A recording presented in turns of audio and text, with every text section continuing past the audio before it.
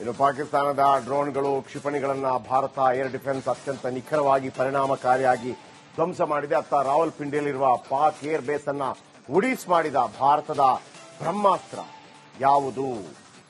ಅದು ಬ್ರಹ್ಮೋಸ್. ವೀಕ್ಷಕರೇ, ಬ್ರಹ್ಮೋಸ್ ಇದರ ವಿಶೇಷತೆ ಇನ್ನೊಂದೇನಪ್ಪ ಅಂತಂದ್ರೆ, ನೀವು ಒಬ್ಬ ಸಾಮಾನ್ಯ ಮನುಷ್ಯ ಒಂದು 5-6 ಅಡಿ ಇರ್ತಾನೆ ಅಂತ ತಿಳ್ಕೊಳ್ಳಿ. 10 ಅಡಿ ಮೇಲ್ಗಡೆಯಿಂದ, ಭೂಮಿಯಿಂದ 10 ಅಡಿ ಮೇಲ್ಗಡೆಯಿಂದ ಸ್ಟಾರ್ಟ್ ಮಾಡ್ಕೊಂಡು ಹೋಗುತ್ತೆ. 10 ಅಡಿಯಿಂದ 5,000 10,000 ಅಡಿಗಳ ತನಕ ಮೇಲಕ್ಕೆ ಹೋಗುತ್ತೆ. ಏನ್ ಪ್ಲಸ್ ಪಾಯಿಂಟ್ ಇದ್ರದ್ದು ಅಂತಂದ್ರೆ, ರಡಾರ್ಗೆ ಗೊತ್ತೇ ಆಗೋದಿಲ್ಲ ಎಲ್ಲಿದೆ ಅಂತ. ಒಂದು 4 ವರ್ಷದ ಹಿಂದೆ ಈ ಬ್ರಹ್ಮೋಸ್ ಇದೆಯಲ್ಲ, ಹೋಗಿ ಆ ಕಡೆ ಬಿದ್ದೋಗ್ಬಿಡುತ್ತೆ. ಎಲ್ಲಿಗೆ? ಪಾಕಿಸ್ತಾನದ ಬೌಂಡ್ರಿ ಆ ಕಡೆ ಬಿದ್ದೋಗ್ಬಿಡುತ್ತೆ. ಪಾಕಿಸ್ತಾನಿಯರಿಗೆ ಗೊತ್ತೇ ಇಲ್ಲ ಇದು ಯಾವಾಗ ಬಂದಿದೆ, ಏನ್. ಆಮೇಲೆ ಗೊತ್ತಾಯ್ತು ಅವರಿಗೆ ಅದ್ರಲ್ಲಿ ಏನು ಸ್ಫೋಟಕ ಗಿಟಕ ಏನು ಇರಲಿಲ್ಲ. ಆಮೇಲೆ ಗೊತ್ತಾಯ್ತು. ಆಮೇಲೆ ಅವರಿಗೆ ತಲೆನೋವು ಏನಾಯ್ತಪ್ಪ ಅಂತಂದ್ರೆ, ಇದು ರಡಾರ್ಗೆ ಯಾಕೆ ಗೊತ್ತಾಗ್ಲಿಲ್ಲ ಅಂತೇಳಿ. ಆಮೇಲೆ ಇದರಲ್ಲಿ ಈ ಅಣ್ವಸ್ತ್ರ ಸಿಡಿತಲೆಗಳನ್ನೆಲ್ಲ ತಗೊಂಡು ಹೋಗ್ಲಿಕ್ಕೆ ಬರೋದಿಲ್ಲ. ಅಣ್ವಸ್ತ್ರ ಸಿಡಿತಲೆಲ್ಲ ಬರೋದಿಲ್ಲ.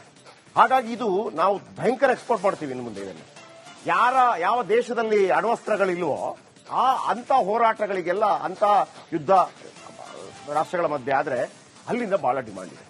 ಸೊ ಅಂಥ ಬ್ರಹ್ಮೋಸ್, ಅದು ಬ್ರಹ್ಮಪುತ್ರ ಮತ್ತು ಮೋಸಾವ್ ಅನ್ನುವಂಥ ಒಂದು ನದಿ ಬರುತ್ತೆ. ಬ್ರಹ್ಮ ಮತ್ತು ಅದು ಸೇರಿಸಿ ಬ್ರಹ್ಮೋಸ್. ರಷ್ಯಾ ಅದು ಯಾವುದು, ನಾವು 2 ದೇಶಗಳ ಕೊಲಾಬರೇಷನ್ ಅಲ್ಲಿ ಮಾಡಿರುವಂತ ಬ್ರಹ್ಮೋಸ್. ಬನ್ನಿ ಇದರ ಬಗ್ಗೆ ಒಂದು ಮಾಹಿತಿ.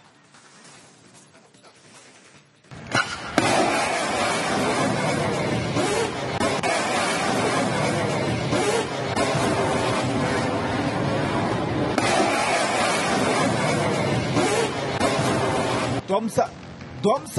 ಪಾಕಿಸ್ತಾನದ ಪ್ರಮುಖ ನಗರಗಳೇ ಛಿದ್ರ.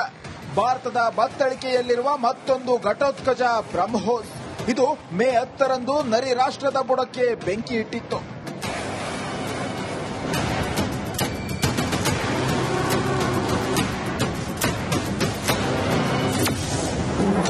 ಪಾಕಿಸ್ತಾನದ ವಿರುದ್ಧ ಭಾರತದ ಬ್ರಹ್ಮಾಸ್ತ್ರ. ಬ್ರಹ್ಮೋಸ್ ಆರ್ಭಟಕ್ಕೆ ಪಾಕ್ ಧ್ವಂಸ. ಹೌದು, ನಿನ್ನೆ ಪಾಕಿಸ್ತಾನದೊಳಗೆ ನುಗ್ಗಿ ಹೊಡೆದಿದ್ದು ಭಾರತದ ಮತ್ತೊಂದು ಘಾತಕ ಕ್ಷಿಪಣಿ ಬ್ರಹ್ಮೋಸ್. ಇಡೀ ಪಾಕಿಸ್ತಾನ ಬ್ರಹ್ಮೋಸ್ ಆರ್ಭಟಕ್ಕೆ ಪಾತ್ರಗುಟ್ಟಿ ಹೋಗಿತ್ತು.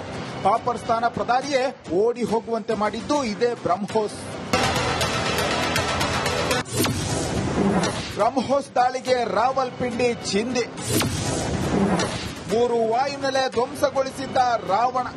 ಮೇ 10ರಂದು ಭಾರತ ಪಾಕಿಸ್ತಾನದ 6-7 ವಾಯುನೆಲೆಗಳನ್ನ ಗುರಿಯಾಗಿಸಿ ಅಟ್ಯಾಕ್ ಮಾಡಲಾಗಿತ್ತು. ಇದರಲ್ಲಿ ರಾವಲ್ಪಿಂಡಿ ಏರ್ ಬೇಸ್ ಛಿದ್ರಗೊಂಡಿದೆ. ಈ ದಾಳಿ ಮಾಡಿದ್ದು ಬೇರೆ ಯಾವುದೇ ಕ್ಷಿಪಣಿ ಅಲ್ಲ, ಭಾರತದ ಬ್ರಹ್ಮಾಸ್ತ್ರ ಬ್ರಹ್ಮೋಸ್ ಕ್ಷಿಪಣಿ. ब्रह्मोस मिसाइल क्या होती है, अभी आपने ऑपरेशन सिंदूर के अंदर इस मिसाइल के पराक्रम की एक झलक देखी होगी, और नहीं देखी होगी तो कम से कम पाकिस्तान वालों से पूछ लेना चाहिए कि ब्रह्मोस मिसाइल की ताकत क्या है. ಬ್ರಹ್ಮೋಸ್ ಹೊಡೆತಕ್ಕೆ ಪಾಕ್ನ ಜಾಕೋಬಾಬಾದ್, ಬೋಲಾರಿಸ್, ಕರ್ದು ವಾಯುನೆಲೆ ಪುಡಿಯಾಗಿದ್ವು. ಬ್ರಹ್ಮೋಸ್ ದಾಳಿಗೆ ಅಪಾರ ಸಾವು ನೋವುಗಳಾಗಿವೆ. ಬೋಲಾರಿಯಲ್ಲಿ ಸುಮಾರು 7 ಜನ ಸಾವು, 15 ಜನರಿಗೆ ಗಂಭೀರ ಗಾಯಗಳಾಗಿ ಆಸ್ಪತ್ರೆ ಸೇರಿದ್ದಾರೆ. ಅಷ್ಟಕ್ಕೂ ಈ ವಿಧ್ವಂಸಕ ಬ್ರಹ್ಮೋಸ್ನ ಸ್ಪೆಷಾಲಿಟಿ ನೋಡೋದಾದ್ರೆ, ಇನ್ನು ಬ್ರಹ್ಮೋಸ್ ವಿಶ್ವದ ಅತ್ಯಂತ ವೇಗದ ಸೂಪರ್ಸಾನಿಕ್ ಕ್ರೂಸ್ ಕ್ಷಿಪಣಿಯಾಗಿದೆ. ಇದರ ಕೆಜಿ ತೂಕ 3000 ಇದ್ದು 28 ಅಡಿ ಉದ್ದ ಹೊಂದಿದೆ. ಇನ್ನು 200ರಿಂದ 300 ಕೆಜಿ ಸಿಡಿತಲೆ ಹೊತ್ತೊಯ್ಯುವ ಸಾಮರ್ಥ್ಯ ಇದೆ. ಭೂಮಿ, ಆಕಾಶ, ಸಮುದ್ರದಿಂದ ದಾಳಿ ಮಾಡಬಹುದಾಗಿದೆ. 400 ಕಿಲೋಮೀಟರ್ ದೂರ ದಾಳಿ ಮಾಡಬಲ್ಲ ಕೆಪಾಸಿಟಿ ಇದ್ದು, ಭೂ ಆಧಾರಿತ ಟ್ರಾನ್ಸ್ಪೋರ್ಟರ್ ಲಾಂಚರ್ ಹೊಂದಿದೆ. ನೆಲದಿಂದ 5000 ಮೀಟರ್ ದೂರ ಹೋಗಬಲ್ಲ ಮಿಸೈಲ್ ಆಗಿದ್ದು, ರಾಡಾರ್ಗಳಿಂದ ಕಣ್ತಪ್ಪಿಸಿ ನುಗ್ಗಿ ಹೊಡೆಯುತ್ತೆ. ಇನ್ನು ಬ್ರಹ್ಮೋಸ್ ಗುರಿಟ್ರೆ ಮಿಸ್ ಆಗೋ ಮಾತೇ ಇಲ್ಲ. ಬ್ರಹ್ಮೋಸ್ ಕ್ಷಿಪಣಿಯನ್ನ ಭಾರತದ ಡಿಆರ್ಡಿಒ, ರಷ್ಯಾ ಜಂಟಿಯಾಗಿ ನಿರ್ಮಿಸಲಾಗಿದೆ. ಇದು ಬ್ರಹ್ಮಪುತ್ರ ನದಿ, ರಷ್ಯಾದ ಮಾಸ್ಕೋ ನದಿಗಳೆರಡನ್ನ ಸೇರಿಸಿ ಬ್ರಹ್ಮೋಸ್ ಎಂದು ಹೆಸರಿಡಲಾಗಿದೆ. ರಕ್ಷಣಾ ಕ್ಷೇತ್ರದಲ್ಲಿ ಮತ್ತೊಂದು ಮೈಲಿಗಲ್ಲು.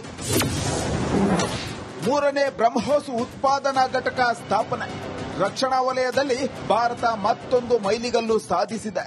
ಹೈದರಾಬಾದ್, ತಿರುವನಂತಪುರ ಬಳಿಕ ಲಕ್ನೋದಲ್ಲಿ ಇದೀಗ 3ನೇ ಬ್ರಹ್ಮೋಸ್ ಉತ್ಪಾದನಾ ಘಟಕ ಉದ್ಘಾಟನೆ ಮಾಡಲಾಗಿದೆ. 300 ಕೋಟಿ ರೂಪಾಯಿ ವೆಚ್ಚದಲ್ಲಿ ಉತ್ಪಾದನಾ ಘಟಕ ನಿರ್ಮಿಸಲಾಗುತ್ತಿದ್ದು, ಭಾರತ ಶೇಕಡ 51% ಪಾಲು ಹೊಂದಿದ್ದು, ಶೇಕಡ 49% ಪಾಲನ್ನ ಹೊಂದಿದೆ. ಮುಂದಿನ ತಲೆಮಾರಿಗೆ ಬ್ರಹ್ಮೋಸ್ ಕ್ಷಿಪಣಿಯನ್ನ ಮತ್ತಷ್ಟು ಅಪ್ಡೇಟ್ ಮಾಡಲಾಗುತ್ತಿದೆ. साथियों, जहां तक ब्रह्मोस का प्रश्न है तो आप सभी यह जानते हैं कि ब्रह्मोस दुनिया के सबसे तेज सुपरसोनिक क्रूज मिसाइल में से ब्रह्मोस सिर्फ एक हथियार नहीं है, बल्कि यह अपने आप में एक मैसेज है. मैसेज हमारी आर्म्ड फोर्सेस के स्ट्रेंथ का है. मैसेज दुश्मन के प्रति हमारी डेटरेंस का है, प्रतिरोधक क्षमता का है. मैसेज हमारी बॉर्डर्स की सेफ गार्डिंग के हमारी प्रतिबद्धता का है. ಬ್ರಹ್ಮೋಸ್ ಉತ್ಪಾದನಾ ಘಟಕ ನಿರ್ಮಾಣದಿಂದ ರಕ್ಷಣಾ ವಲಯಕ್ಕೆ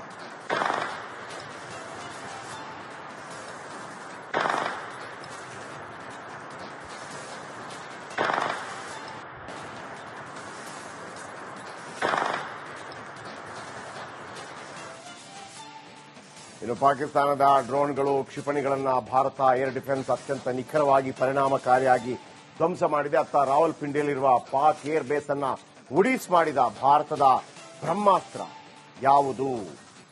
ಅದು ಬ್ರಹ್ಮೋಸ್. ವೀಕ್ಷಕರೇ, ಬ್ರಹ್ಮೋಸ್ ಇದರ ವಿಶೇಷತೆ ಇನ್ನೊಂದೇನಪ್ಪಾ ಅಂತಂದ್ರೆ, ನೀವು ಒಬ್ಬ ಸಾಮಾನ್ಯ ಮನುಷ್ಯ ಒಂದು 5-6 ಅಡಿ ಇರ್ತಾನೆ ಅಂತ ತಿಳ್ಕೊಳ್ಳಿ. 10 ಅಡಿ ಮೇಲ್ಗಡೆಯಿಂದ, ಭೂಮಿಯಿಂದ 10 ಅಡಿ ಮೇಲ್ಗಡೆಯಿಂದ ಸ್ಟಾರ್ಟ್ ಮಾಡ್ಕೊಂಡು ಹೋಗುತ್ತೆ. 10 ಅಡಿಯಿಂದ 5,000 10,000 ಅಡಿಗಳ ತನಕ ಮೇಲಕ್ಕೆ ಹೋಗುತ್ತೆ. ಏನ್ ಪ್ಲಸ್ ಪಾಯಿಂಟ್ ಇದ್ರದ್ದು ಅಂತಂದ್ರೆ, ರಡಾರ್ಗೆ ಗೊತ್ತೇ ಆಗೋದಿಲ್ಲ ಎಲ್ಲಿದೆ ಅಂತ. ಒಂದು 4 ವರ್ಷದ ಹಿಂದೆ ಈ ಬ್ರಹ್ಮೋಸ್ ಇದೆಯಲ್ಲ, ಹೋಗಿ ಆ ಕಡೆ ಬಿದ್ದೋಗ್ಬಿಡುತ್ತೆ. ಎಲ್ಲಿಗೆ? ಪಾಕಿಸ್ತಾನದ ಬೌಂಡ್ರಿ ಆ ಕಡೆ ಬಿದ್ದೋಗ್ಬಿಡುತ್ತೆ. ಪಾಕಿಸ್ತಾನಿಯರಿಗೆ ಗೊತ್ತೇ ಇಲ್ಲ ಇದು ಯಾವಾಗ ಬಂದಿದೆ, ಆಮೇಲೆ ಗೊತ್ತಾಯ್ತು ಅವರಿಗೆ ಅದ್ರಲ್ಲಿ ಏನು ಸ್ಫೋಟಕ ಗಿಟಕ ಏನು ಇರಲಿಲ್ಲ. ಆಮೇಲೆ ಗೊತ್ತಾಯ್ತು.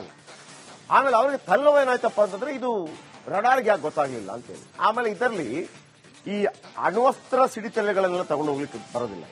ಅಣ್ವಸ್ತ್ರ ಸಿಡಿತಲೆಲ್ಲ ಬರೋದಿಲ್ಲ. ಹಾಗಾಗಿ ಇದು ನಾವು ಭಯಂಕರ ಎಕ್ಸ್ಪೋರ್ಟ್ ಮಾಡ್ತೀವಿ ಇನ್ನು ಮುಂದೆ. ಇದನ್ನು ಯಾವ ದೇಶದಲ್ಲಿ ಅಣ್ವಸ್ತ್ರಗಳಿಲ್ವೋ ಅಂತ ಹೋರಾಟಗಳಿಗೆಲ್ಲ, ಅಂತ ಯುದ್ಧ ರಾಷ್ಟ್ರಗಳ ಮಧ್ಯೆ ಆದ್ರೆ ಅಲ್ಲಿಂದ ಬಹಳ ಡಿಮಾಂಡ್ ಇದೆ. ಸೊ ಅಂಥ ಬ್ರಹ್ಮೋಸ್, ಅದು ಬ್ರಹ್ಮಪುತ್ರ ಮತ್ತು ಮೋಸಾವ್ ಅನ್ನುವಂಥ ಒಂದು ನದಿ ಬರುತ್ತೆ. ಬ್ರಹ್ಮ ಮತ್ತು ಅದು ಸೇರಿಸಿ ಬ್ರಹ್ಮೋಸ್. ರಷ್ಯಾ ಅದು ಯಾವುದು, ನಾವು 2 ದೇಶಗಳ ಕೊಲಾಬರೇಷನ್ ಅಲ್ಲಿ ಮಾಡಿರುವಂತ ಬ್ರಹ್ಮೋಸ್. ಬನ್ನಿ ಇದರ ಬಗ್ಗೆ ಒಂದು ಮಾಹಿತಿ.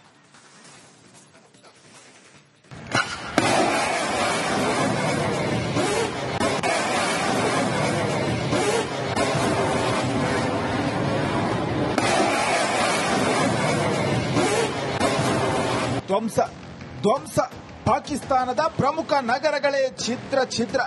ಭಾರತದ ಬತ್ತಳಿಕೆಯಲ್ಲಿರುವ ಮತ್ತೊಂದು ಘಟೋತ್ಕಚ ಬ್ರಹ್ಮೋಸ್. ಇದು ಮೇ 10ರಂದು ನರಿ ರಾಷ್ಟ್ರದ ಬುಡಕ್ಕೆ ಬೆಂಕಿ ಇಟ್ಟಿತ್ತು.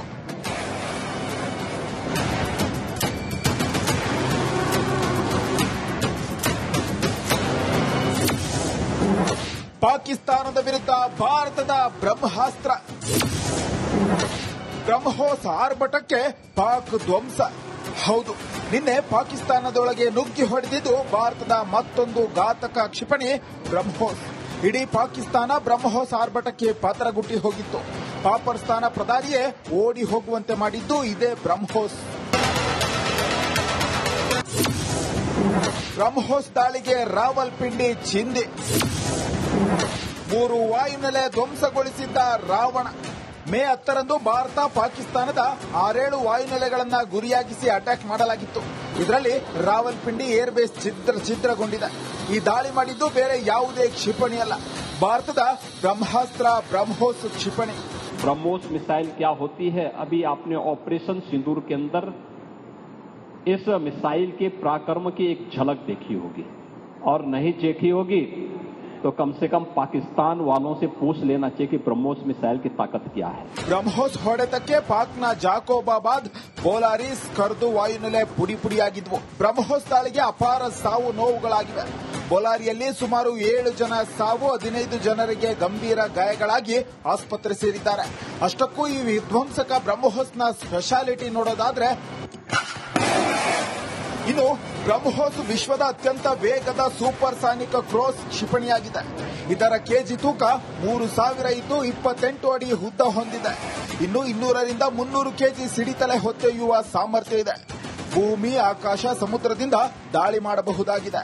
400 ಕಿಲೋಮೀಟರ್ ದೂರ ದಾಳಿ ಮಾಡಬಲ್ಲ ಕೆಪಾಸಿಟಿ ಇದ್ದು ಭೂ ಆಧಾರಿತ ಟ್ರಾನ್ಸ್ಪೋರ್ಟರ್ ಲಾಂಚರ್ ಹೊಂದಿದೆ. ನೆಲದಿಂದ 5,000 ಮೀಟರ್ ದೂರ ಹೋಗಬಲ್ಲ ಮಿಸೈಲ್ ಆಗಿದ್ದು ರಾಡಾರ್ಗಳಿಂದ ಕಣ್ತಪ್ಪಿಸಿ ನುಗ್ಗಿ ಹೊಡೆಯುತ್ತೆ.